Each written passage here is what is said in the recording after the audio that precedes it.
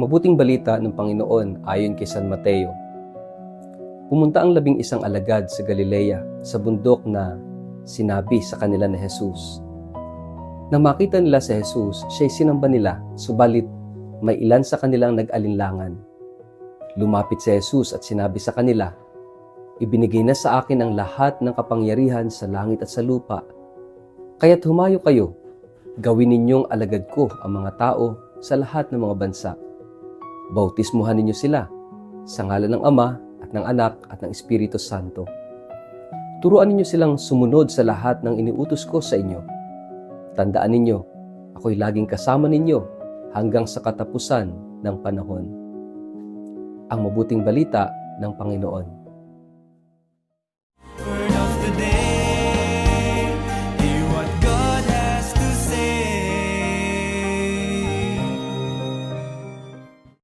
Mapagpalang araw po sa inyong lahat. Kamusta po kayo? Ang ating word of the day ay isinugo. Hindi aksidente ang pagiging Kristiyano. Hindi tayo tinawag ng Diyos para manatili lamang sa loob ng simbahan, kundi upang maging buhay na saksi sa mundo. Sa dakilang tagpong ito ng pag-akyat ni Jesus sa langit, sa Ebanghelyo ayon kay San Mateo, bago siya umakyat, hindi siya nag-iwan ng takot. Nag-iwan siya ng misyon. Hindi siya nag-iwan ng katahimikan. Nag-iwan siya ng pagsusugo. May mga pagkakataon sa buhay na pakiramdam natin ay tapos na ang lahat. Kapag may umaalis, parang may nawawala. Kapag may nagtatapos, parang may lungkot. Ganyan marahil ang nadama ng mga alagad ng umakyat si Jesus sa langit. Ngunit kakaiba ang pagtatapos na ito. Dahil ang pag-akyat ni Jesus ay hindi katapusan ng kanyang presensya. Ito ang simula ng kanilang misyon. Maraming tao ngayon ang nabubuhay, ngunit walang direksyon. Gigising, kakain, magtatrabaho, uuwi, matutulog, paulit-ulit. Parang umiikot lang ang buhay. Marami ang humihinga ngunit hindi tunay na nabubuhay dahil wala silang malinaw na dahilan kung bakit sila narito. Kaya maraming kabataan ang nawawala, maraming pamilya ang nagiging malamig, maraming puso ang walang sigla. Bakit? Dahil nawawala ang pakiramdam ng misyon. Ang tao na walang misyon ay madaling mawala ng saysay. Pero ang taong alam na siya ay isinugo ng Diyos ay nagkakaroon ng apoy sa puso. Pansinin natin ang unang bahagi ng Ebanghelyo. Sinabi roon, nang makita ng mga alagad si Jesus, sila'y sumamba. Ngunit ang iba ay nag-alinlangan. Napakaganda ng detalye na yon. Kasi hanggang ngayon, maraming Kristiyano ang naniniwala pero nag-aalinlangan pa rin. Nagsisimba pero natatakot. Nagdadasal pero minsan nawawala ng pag-asa. At alam mo ba, hindi itinaboy ni Jesus ang mga nagdududa. Hindi niya sinabing, hindi kayo qualified. Sa halip, sila pa rin ang isinugo niya. Iyan ang nakakagulat na katotohanan ng Ebanghelyo. Ginagamit ng Diyos kahit ang mga taong sugatan, natatakot at nagdududa. Kaya kung iniisip mo na hindi ka banal, sapat para gamitin ng Diyos, maling akala yon. Hindi naghahanap ang Diyos ng perpektong tao. Ang hinahanap niya ay pusong handang sumunod. At pagkatapos sinabi ni Jesus, "Humayo kayo at gawin ninyong alagad ko ang lahat ng bansa." Ang salitang humayo ay napakalalim. Hindi sinabi ni Jesus na manatili kayo. Hindi niya sinabi na maghintay kayo. Ang sabi niya, humayo kayo. Ang Kristyanismo ay hindi pananatili, ito ay paglalakbay. Ito'y misyon. Ang pananampalataya ay hindi souvenir na itinatago. Ito ay apoy na ipinapasa. Marahil ang ilan sa atin iniisip, paano ako magsusugo o isusugo? Ordinaryong tao lang ako. Pero tandaan natin, ang mga apostol ay ordinaryong mangingisda lamang. Wala silang diploma sa theology, wala silang social media influence, wala silang pera. Ngunit meron silang isang bagay, si Kristo.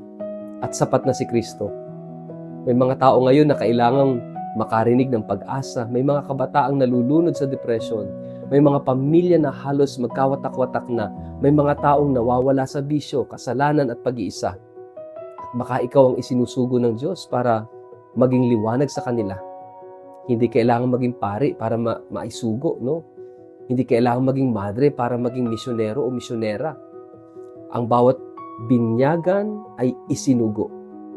Bilang magulang, isinusugo kang maging unang guro ng pananampalataya sa iyong mga anak. Bilang kabataan, isinusugo kang maging liwanag sa iyong barkada.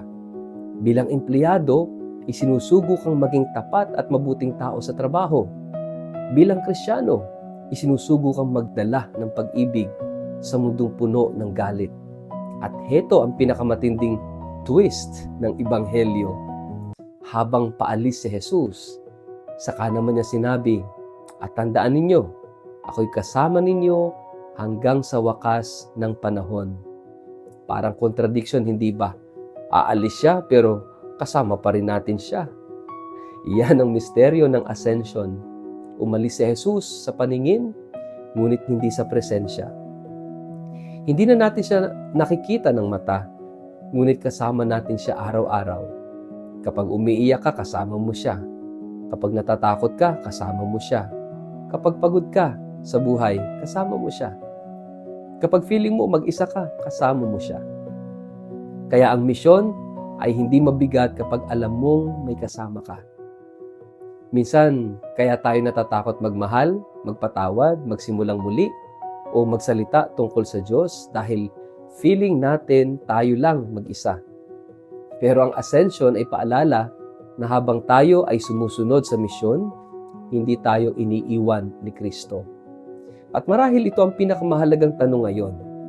Kung totoong isinugo tayo ni Jesus, saan niya tayo isinusugo? Baka may taong kailangan mong patawarin. Baka may pamilyang kailangan mong balikan. Baka may sugatang puso na kailangan mong damayan.